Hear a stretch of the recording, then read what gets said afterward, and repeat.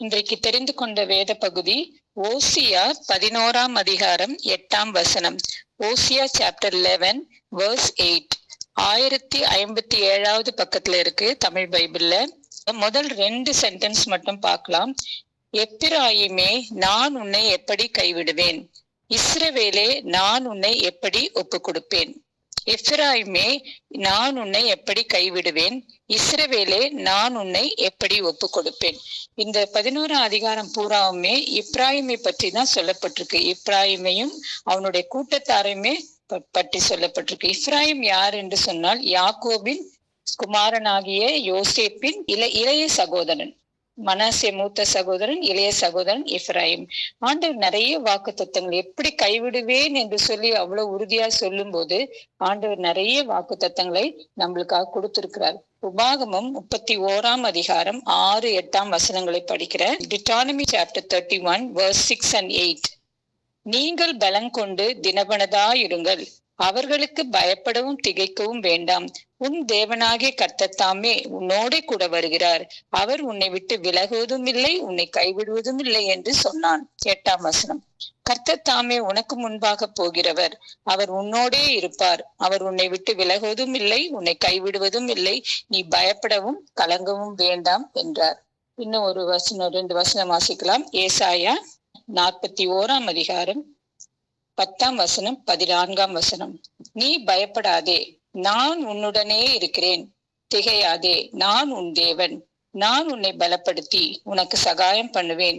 என் நீதியின் வலது கரத்தினால் உன்னை தாங்குவேன். 14ஆம் வசனம்.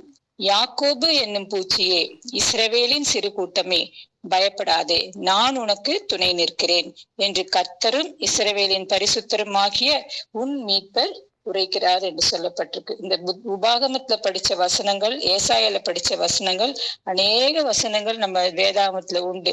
ஆண்டவர் எப்படி உன்னை கைவிடுவேன் என்று சொல்லி மாத்திரமல்ல, அநேக வாக்கு தத்தங்களை கொடுத்து அதை நமக்கு நிறைவேற்றுகிற தேவனாய் இருக்கிறார் என்று நம்ம பார்க்கிறோம். இப்ராயிமை பார்க்கும்போது யாக்கோபுக்கு பத்தி இன்றைக்கு இங்க கூட ஏசாயால கூட யாக்கோபு என்னும் பூச்சியே என்று சொல்லிதான் அந்த சிறு கூட்டத்தை பற்றி தான் ஆண்டவர் பேசுகிறார். இப்ப இப்ராயிமின் தகப்பனுடைய தகப்பன் யாக்கோபு அவன் பெரிய சந்ததி ஆவான்னு சொல்லி ஆண்டவரே அவனுக்கு வாக்கு கொடுத்தார். ஆதியாகமம் 35:11 பார்க்கிறோம். பெரிய சந்ததி ஆவாய் என்று சொல்லி ஆண்டவர் வாக்கு கொடுத்தார். அதே மாதிரி ஆதியாகம் 48 எடுத்துக்கொள்ளலாம். Genesis chapter 48 verses 17, 18, 19. ஆதியாகமம் 48ஆம் அதிகாரம் 17, 18, 19. எப்படியாய் யாக்கோபு எப்ராயிமை ஆசிர்வதிக்கிறார் என்று பார்க்கலாம். தகப்பன் தன் வலது கையை எப்ராயிமுடைய தலையின் மேல் வைத்ததை யோசேப்பு கண்டு அது தனக்கு பிரியமில்லாதபடினால் எப்ராயிமுடைய தலையின் மேல் இருந்த தன் தகப்பனுடைய கையை மனாசேயுடைய தலையின் மேல் வைக்கும்படிக்கு எடுத்து, என் தகப்பனே, அப்படி அல்ல, இவன் மூத்தவன், இவனுடைய தலையின் மேல் உம்முடைய வலது கையை வைக்க வேண்டும் என்றான். அவன் தகப்பனோ தடுத்து, அது எனக்கு தெரியும் என் மகனே, எனக்கு தெரியும். இவனும் ஒரு ஜனக்கூட்டமாவான், இவனும் பெருகுவான், இவனுடைய தம்பியோ இவனிலும் அதிகமாய் பெருகுவான். அவனுடைய சந்ததியார் திரளான ஜனங்கள் ஆவார்கள். எப்ராயிமை பற்றி பார்க்கும்போது அவனும் ஒரு பெரிய கூட்டமா ஆவான், அவனும் ஒரு பெரிய சந்ததி ஆவான். நிறைய இடத்துல எப்ராயிமை பட்டணம்னு சொல்றாங்க, இல்லைன்னா இஸ்ரவேல் கூட்டமே அப்படின்னு சொல்றாங்க. சோ இஸ்ரவேலுக்கு உண்டான பேர் எப்ராயிமுக்கும் கொடுக்கப்பட்டிருக்கு. ஆனாலும் எப்ராயிமை பற்றி நம்ம பார்க்கும்போது எப்ராயிமோட காரியத்துல நம்ம பார்க்கிறோம் என்ன எப்படிப்பட்ட கூட்டத்தார் அவங்கன்னு பார்க்கும்போது ஓசியா 11ஆம் அதிகாரம் 12ஆம் வசனமும் 12ஆம் அதிகாரம் 1ஆம் வசனத்தையும் படிக்கலாம். நம்ம எப்ராயிமர் பொய்களினாலும் இஸ்ரவேல் வம்சத்தார் வஞ்சகத்தினாலும் என்னை சூழ்ந்து கொண்டிருக்கிறார்கள். யூதாவோ வெனில் இன்னும் தேவனோட அரசாண்டு பரிசுத்தவான்களோட உண்மையா இருக்கிறான். எப்ராயிம் காற்றை மேய்ந்து கொண்டர் காற்றை பின்தொடர்கிறான். அவன் நாள்தோறும் பொய்யையும் கேட்டையும் வர்த்திக்க பண்ணி அசிரியரோட உடன்படிக்கை பண்ணுகிறான்.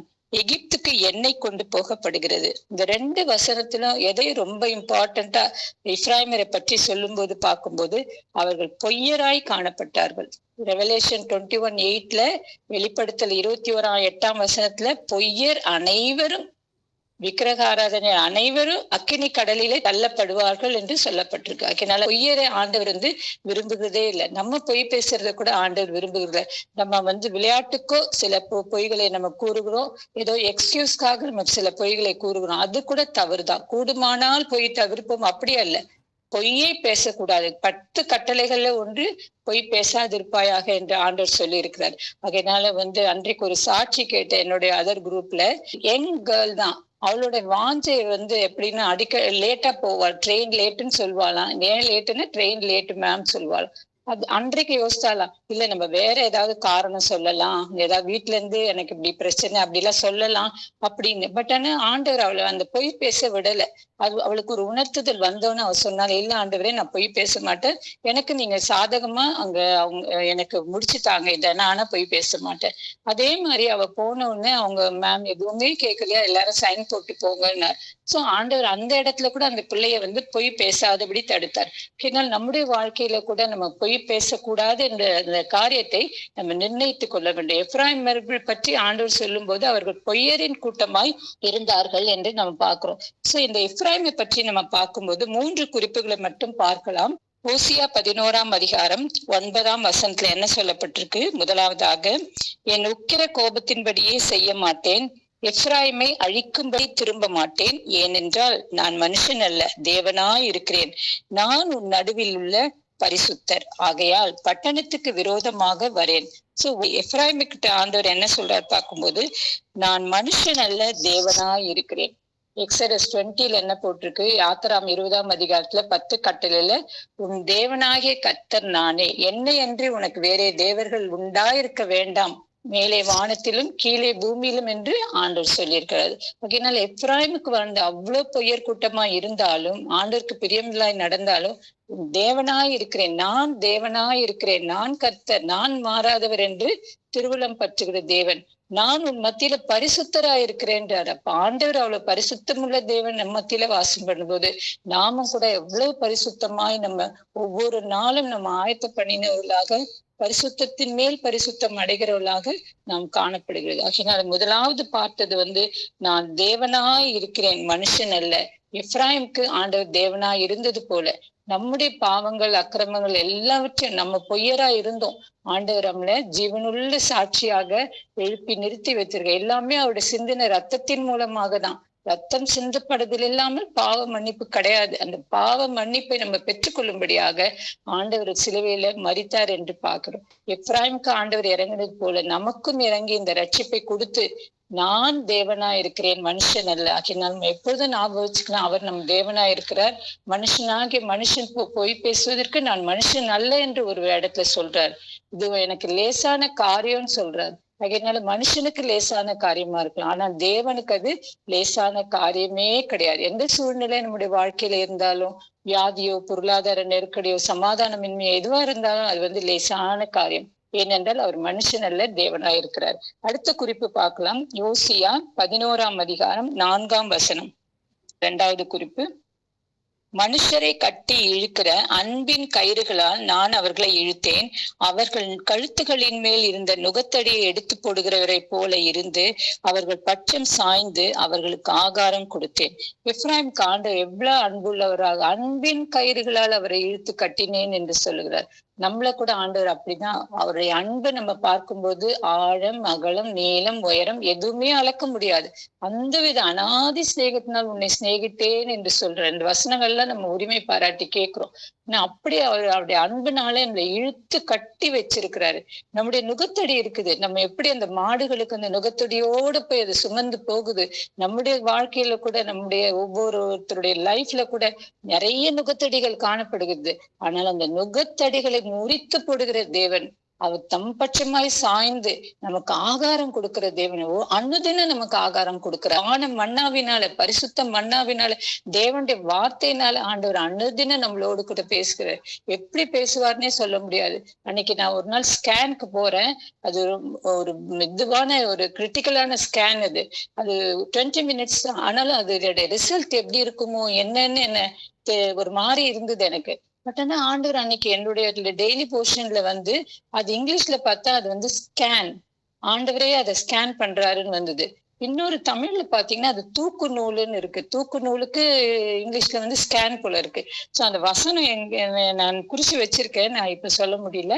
அந்த மாதிரி ஆண்டவர் பேசுவார். கண்டிப்பா ஆண்டோடைய வார்த்தையின் மூலமாக நம்மளுக்கு எந்த காரியத்துக்காக நம்ம பயந்து ஜீவிக்கிறோமோ, எந்த காரியத்துல நம்ம ஆண்டோடைய ஒத்தாசையை நாடுறோமோ, ஆண்டவர் நிச்சயமா அந்த வார்த்தையை கொடுத்து நம்மளை தைரியப்படுத்துகிறார். இரண்டாவது குறிப்பு அன்பின் கயிறுகளால் நம்மை கட்டுகிறார் பாக்குறோம். அதே மாதிரி ரோமர் 8:36-39 மட்டும் வாசிக்கலாம். எப்படி நம்மளும் அந்த அன்பின் கயிறோடு இணைந்திருக்க வேண்டும் என்பது. ரோமர் 8:36-39. கிறிஸ்துவின் அன்பை விட்டு நம்மை பிரிப்பவன் யார்? உபத்திரவமோ, வியாகுலமோ, துன்பமோ, பசியோ, நிர்வாணமோ, நாசமோசமோ, பட்டயமோ, இவை எல்லாவற்றிலையும் நாம் நம்மில் அன்பு கூறுகிறவராலே முற்றும் ஜெயம் கொள்கிறவர்களாய் இருக்கிறோமே. மரணமானாலும், ஜீவனானாலும், தேவ தூதர்களானாலும், அதிகாரங்களானாலும், வல்லமைகளானாலும், நிகழ்காரியங்களானாலும், வரும் காரியங்களானாலும், உயர்வானாலும், தாழ்வானாலும், வேற எந்த சிருஷ்டியானாலும் நம்முடைய கர்த்தராகிய கிறிஸ்து இயேசுவில் உள்ள தேவனுடைய அன்பை விட்டு நம்மை பிரிக்க மாட்டாது என்று நிச்சயித்திருக்கிறேன். இதே நிச்சயம் நம்ம ஒவ்வொருத்தருக்கும் உண்டு, ஒவ்வொருத்தருக்கும் இருக்க வேண்டியது. ஏன்னா ஆண்டோடைய அன்பை விட்டு நம்ம எந்த காரியமும், நம்ம ஒரு சிக்னஸ் வந்தவுடனே நம்ம சோர்ந்து போறோம். ஆண்டவர் என்னை கைவிட்டுட்டாரா? ஆனா ஓசியால சொல்லப்பட்டிருக்கு, உன்னை எப்படி கைவிடுவேன், உன்னை எப்படி நான் ஒப்பு கொடுப்பேன் அப்படின்னு தான் ஆண்டவர் நம்மளை பார்த்து சொல்லுவாங்க. அதனால நம்ம சோர்ந்து போகாமல் எல்லா சூழ்நிலையிலும், இன்பமான நேரங்களிலும் துன்பமான நேரங்களிலும் ஆண்டவரே நோக்கி பார்த்து, அவர் நம்மை கைவிடாத தேவன். ஏற்கனவே நம்ம வாக்கு தத்தங்களை படிச்சோம். எப்படி ஐசியா 41:10 ஆண்டவர் நம்முடைய வலது பக்கத்துல நிழலா இருக்கிறாரு. நம்ம கரம் பிடித்து நமக்கு துணை நிற்கிறேன். யாக்கோபுக்கு அந்த வார்த்தையை கொடுத்தார். அதே வார்த்தையை வந்து இப்ராஹிமுக்கும் ஆண்டவர் கொடுக்கிற தேவனா, நம்ம முற்பிதாக்கள் கொடுத்த வாசகங்கள், கொடுத்த வாக்கு தத்தங்கள் நமக்கும் உரியவைகளாக இன்றும் நம்மளோடு கூட பேசுகிறதா இருக்கிறது. கடைசியாக ஓசியா 11:3. ஓசியா 11:3. நான் எப்பிராயமை கைப்பிடித்து நடக்க பழக்கினேன், ஆனாலும் நான் தங்களை குணமாக்குகிறவர் என்று அறியாமற் போனார்கள். எப்ராயிமை கைப்பிடித்து நடக்க பழக்கினார். நம்மை ரட்சித்தது மாற்றமல்ல, அன்பின் கயிறுகளால் நம்மை கட்டின ஆண்டவர் நம்மளை நடக்க பழக்கி வைக்கிறார். எப்படி ஒரு சின்ன குழந்தைய நம்ம நடக்க வைப்போமோ, அதே மாதிரி நம்ம ஆவிக்குரிய வாழ்க்கையில, இந்த உலக பிரகாரமான ஜீவியத்துல, வனாந்தரமான ஜீவியத்துல நம்மளை கைப்பிடித்து நடத்தி பழக்கி வைக்கிறார். எப்படி நடக்கணும், விழாம எப்படி நடக்கணும். ஆனா நம்ம கால் பக்கில் ஆகும், நம்ம கால் இடரும். ஆனாலும் வந்து இஸ்ரவேலை காக்கிற தேவன் உறங்கவும் இல்லை, தூங்குகிறதும் இல்லை, நம்மளை நடக்க பழக்கி கொண்டு வருகிறார் என்று பாக்குறோம். நான் வந்து டெத் பெட்ல ஐசியூல இருக்கும்போது டெய்லி என்னுடைய டாக்டர் வந்து சங்கீதங்களையும் சாம்ஸ் 91, 121 படிச்சுட்டே இருப்பாங்க. என் காது கேட்க படிச்சுட்டே இருப்பாங்க. எனக்கு நான் எடுத்து பைபிள் படிக்க முடியாது. ஏன்னா அந்த டைம் வந்து என்னுடைய கையில அந்த நம்னஸ்னால என்னால எடுக்க முடியாது. ஆனா இப்ப நான் எடுத்து எழுதும்படியா ஆண்டவர் கிருபை கொடுத்திருக்கிறாரு. அப்ப வந்து ஒரு வசனம், மம்மி எனக்குன்னு வந்த வசனம், எசேக்கியேல் 37:10 படிச்சு எனக்கு காமிச்சா. எசேக்கியேல் சாப்டர் 37:10 கடைசியில, அவர்கள் உயிர் அடைந்து காலூன்றி மகாய சேனையாய் நின்றார்கள். என்னால் அந்த கால்ல பலத்தை கொடுக்கிறவர் தேவன். இந்த வசனத்தை உரிமை பாராட்டி கேளுங்க. பெரிய கேள்விக்குறியா இருந்தது, நான் நடப்பேனா அப்படின்னு. ஆனா ஆண்டவர் என்னை காலூன்றி நிற்கும்படியாக ஆண்டவர் செய்தார். அந்த வசனத்தை, அந்த வார்த்தைய, அந்த வாக்கு தத்தத்தை எழுத்தளவுல என் வாழ்க்கையில ஆண்டவர் நிறைவேற்றி கொடுத்தார். அதனால ஆண்டோடைய வார்த்தை நம்மளை உயிர்ப்பிக்கிறதா இருக்கிறது.